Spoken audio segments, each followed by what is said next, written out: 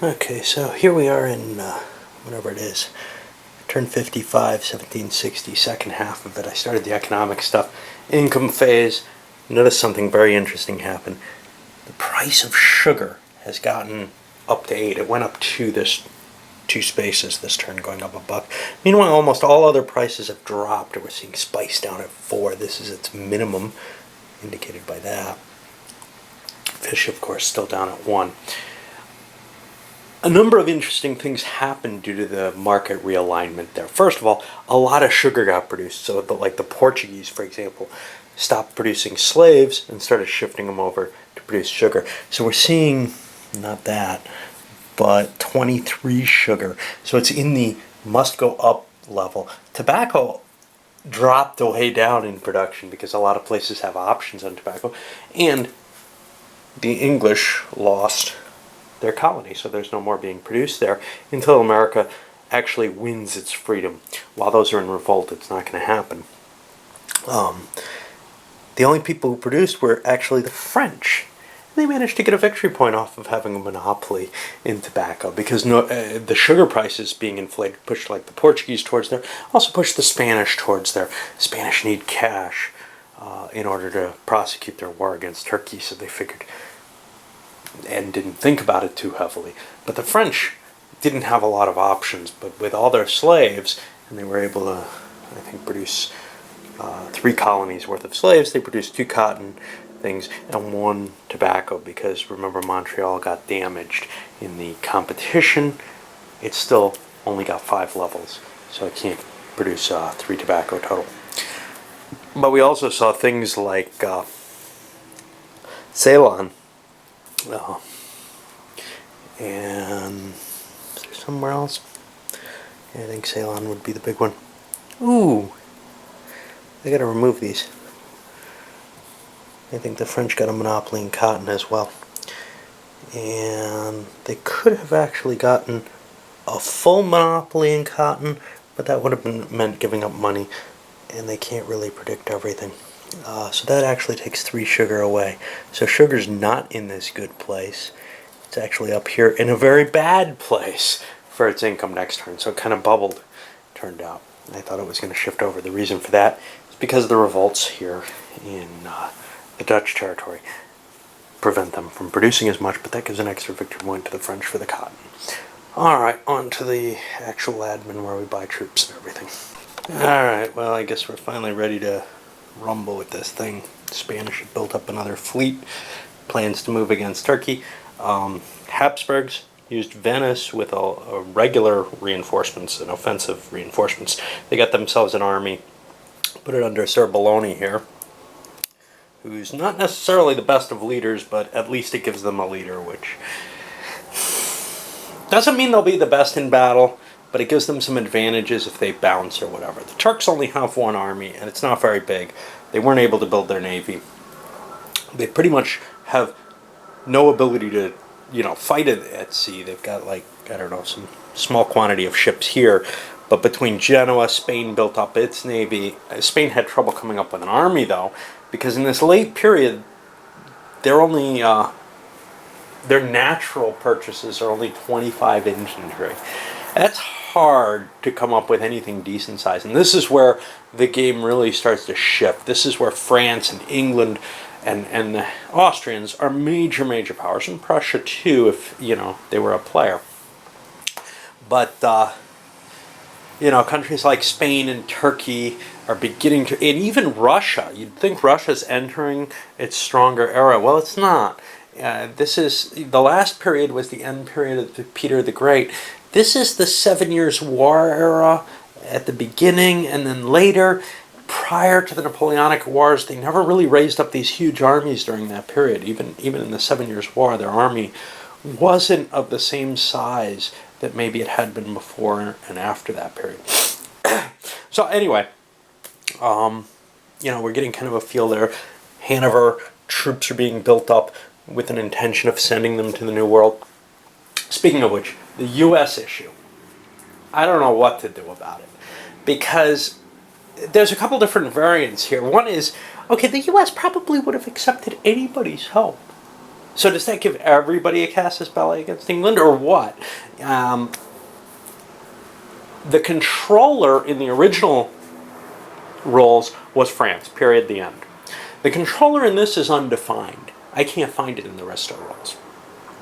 And there's references to the controller, but no indication of what it will be. The U.S., once it's a country, devolves to Turkey. But that doesn't make sense in this condition. Turkey can't help them. Somebody should be allowed to help them. So then my reasoning comes in. Well, the U.S. would accept anyone's help, and they can't get any in the first round. So the British have one turn to finish the U.S. off before anyone can intervene. But then the question comes, well, you know, they would have accepted anyone. Anyone who could project a convincing argument they would defend. And this is where the real problem is. Certainly France can, but now France is right on their border. Would they trust that? Yeah, I think they would take it over not taking it. But in this case, it would almost make them a puppet of France, which is kind of a dangerous thing.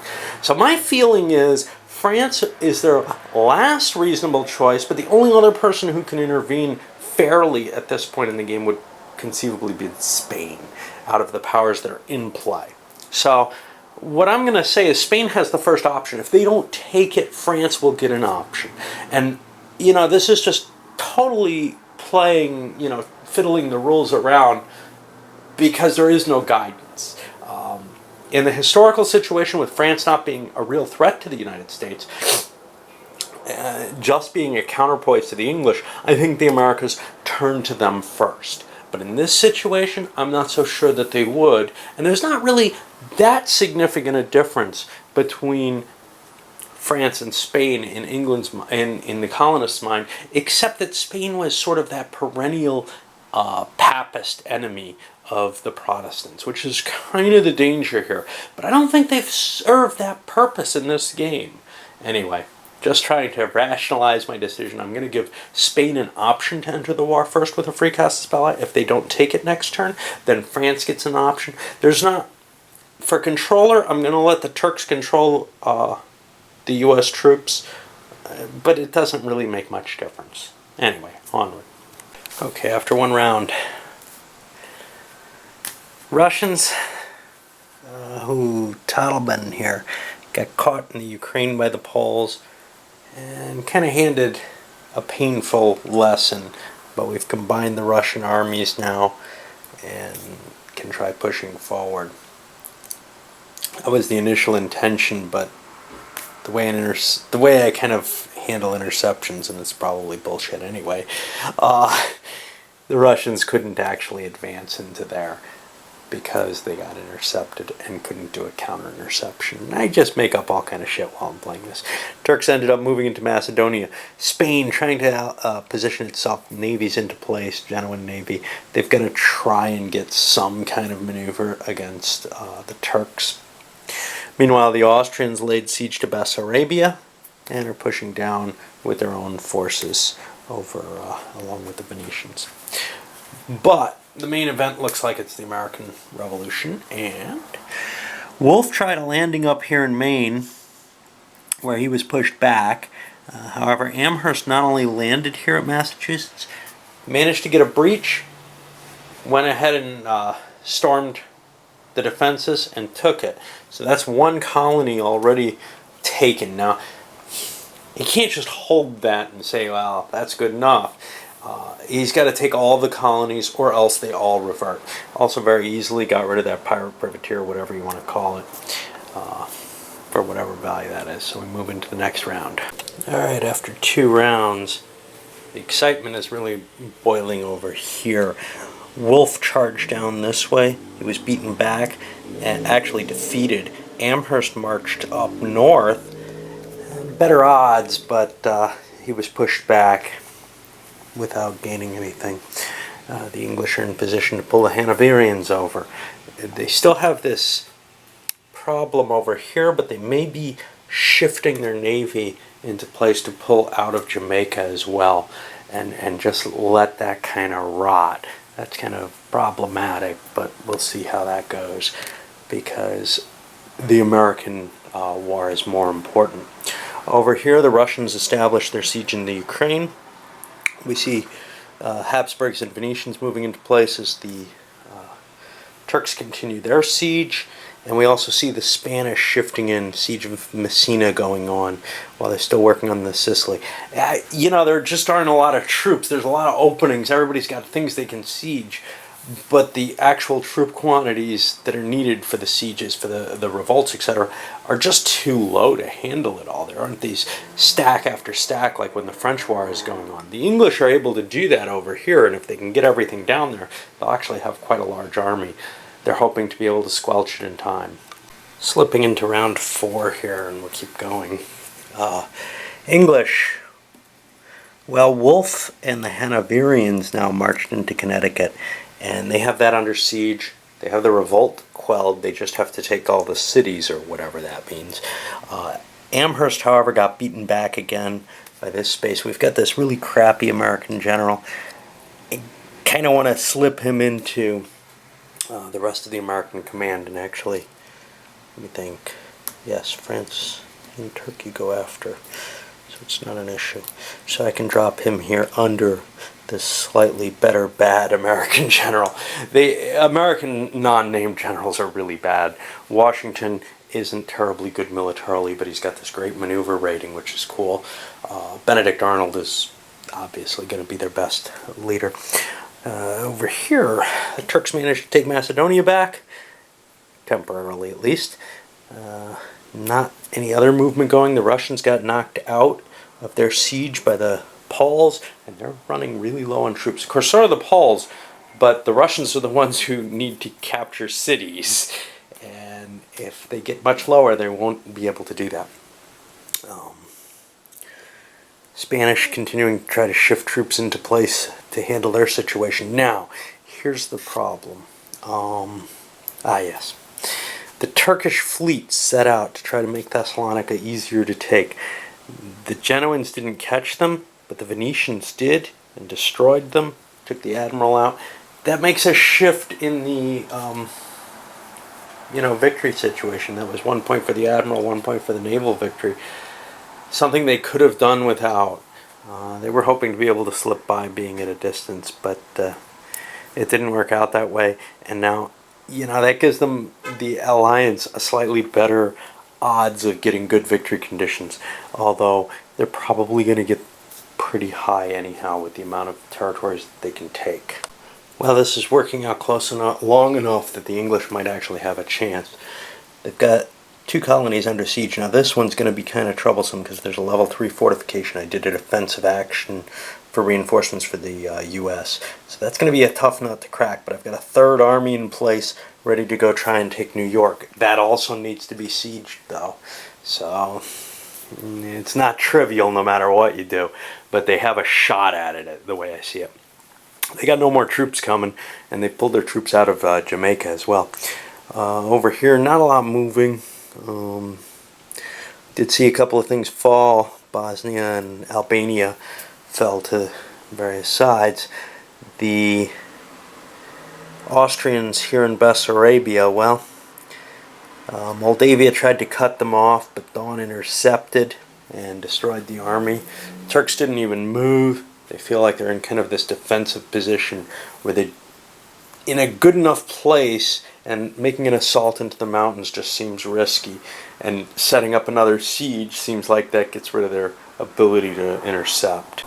Rolling into the 6th phase, the English now have all 3 colonies, 1 captured, 3 colonies under siege. If this turn lasts long enough, they'll be able to take them all. But we're getting pretty deep up there now. 6, who knows? But they could all fall this round. Over here, Austrians beginning to push into Turkey, Venice down here. The Turks still aren't moving because spending money to hit the Venetians doesn't seem like a great effort of cash. Basically, you want to let somebody build up to where they're likely, or at least possible, to be able to win this siege. Speaking of which, the Russians were at that point with Suarius, so the Poles marched in on them. The 2 armies are both demolished. I mean, there's no Polish army, there's no Russian army, there's just I think 3 artillery here, which is why they're in an army formation, and 8 cav there. But there aren't enough Russians left to siege anything. And the war differential is about even, which is bad for Russia because a Polish even war differential is still going into like that -3 territory. You want to claim anything that's 2 more points, they need a 10 to just get Kharkov at this point. Bad situation for them. And they kind of need something because they've got Donetsk here not really attached. Of course they can walk through it, but that's that. But the real problem with this, they're not going to be able to get Warsaw this turn. And Russia is already accumulating turns that they were sitting at minus. So they're going to have to keep spending money to push their stability up and stuff like that.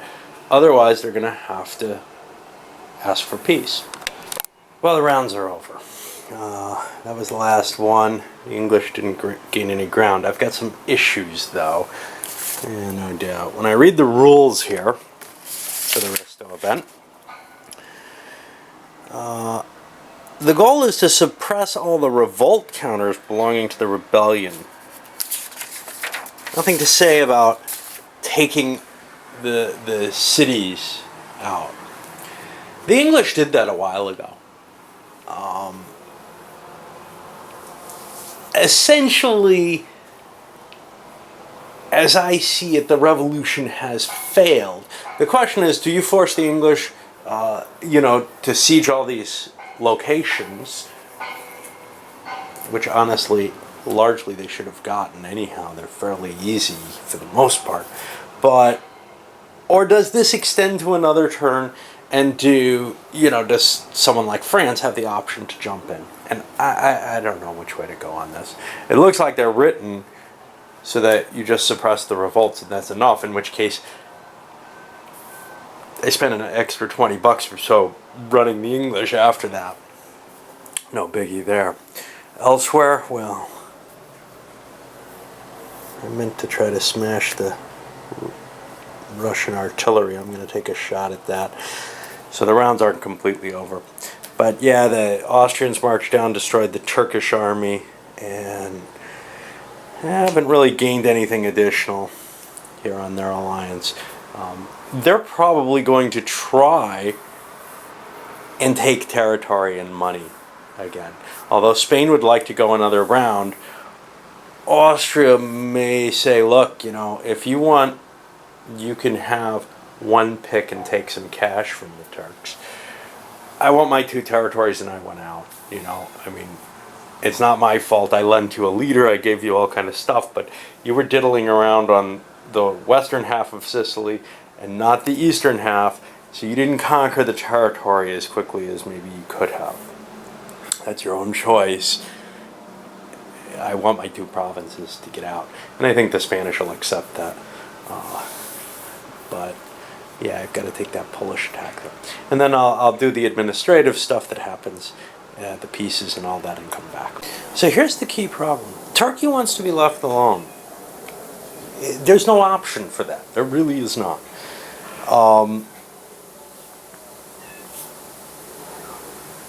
Austria can grab 2 territories, say Albania and Bulgaria, or they could take Bessarabia if they wanted to cut the Russians out of the ability to eat up Turkey.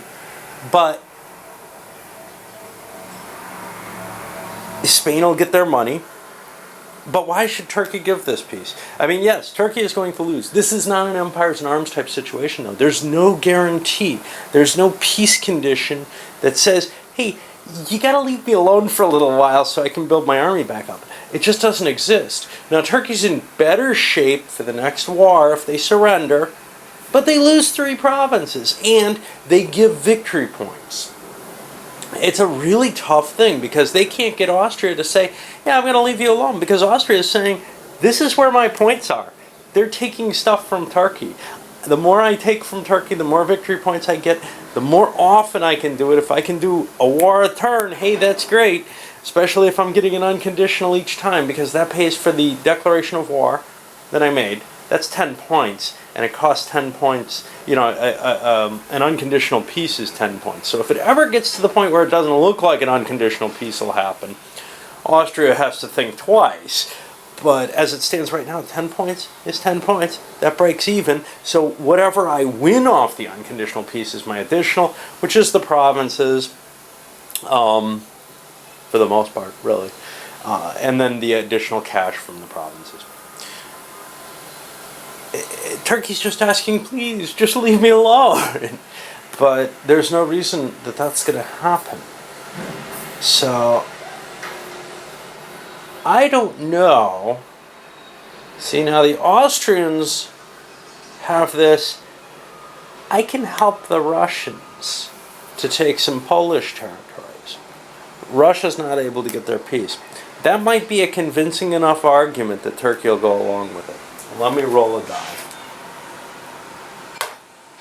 Turkey is willing to go along with that, getting at least one turn's peace out of this because of that argument. Austria has sworn that they will not attack Turkey this turn, I guess. Alright, so we'll have that unconditional peace. Okay, so that's it. Pushing into the 1765 turn. And, well, after resolving these pieces, and, Austria gained Bulgaria and Albania. They got this big chunk of Turkey down here. England, the victory points for their... I gave them the U.S. this time. Actually, they've got a fortification here, which I've got to demolish. I'm giving them the U.S., but in the, by the actual rule, they wanted, and I'm not sure what it means in the spirit of the rule, which is to say, if you've got it reduced to a handful of sieges, I don't think that the French would have involved, and I think a U.S. surrender and agreement would come about. Now, at first I thought this meant there was still the possibility for more events to erupt, but that's not the case. If the U.S. revolt in America fails, other revolts are impossible, and this one can't be restarted again. The English have won, and they don't have a problem there. So they've got a new leader, Washington, one of many on that coast, and the Spaniards also got one, Galvez, but they have no troops over in the New World anymore. I don't know what else to say. The Russians are looking forward to that attack by the Austrians on Poland because their situation looks hopeless. But their situation doesn't look that much better with it. They've got a real cash flow problem here. I don't know. With their position on the track and everything, they're not going to gain much. Their only hope is the Warsaw capture. But I'm not sure Austria is going to go out of their way to do that. Austria is taking a target of opportunity here. So it's up to Russia to handle that. Chances are, though, well, here's the question. What does Spain want to do? Spain controls the Austrians, or the Poles right now. And this is kind of a weird situation because Spain and Austria concluded an alliance last turn. But that has nothing to do with the Poles. They weren't in any way excluded, and I don't think alliances have that effect in this game because they can be secret, etc. In the way that they do in, say, an Empires and Arms game, where if you conclude an alliance with a player, well, you're disenfranchised from the right to play one of the minors that they're at war with. But I don't think even in that game it retroactively decides, yeah, no, that doesn't make sense anymore. Poland would go seek someone else to play him. But clearly there's a possible conflict of interest here. But does Spain want to particularly help one or the other? Not really. They would probably oppose Austria more than Russia anyhow, even though they are allied, just because of the point situation. The point situation is quite interesting because of the American Revolution. Even winning it, the English still lost a lot of points. So 755 is theirs. We've got Austria up at 836, making some serious strides here. This is the interesting thing. Now, here's the thing. Shooting these cripples like Turkey, this is a great way to get victory points. And this, like shooting the miners, is one of those, I usually don't do it. Well, Austria is doing it. Does France need to do something about it? And the answer is maybe. But France doesn't want to start a war that they don't have a right to. They don't want to hit somebody. They don't want to maybe make a losing war. So they've got to look for a possible cripple. Well, the possible cripple looks like it might be poor Turkey. And I wouldn't be too shocked to see a French attack on Turkey. That could get really ugly. I don't know. But they're scared of how many points Austria is accumulating here. Alright, I'm going to load this one up.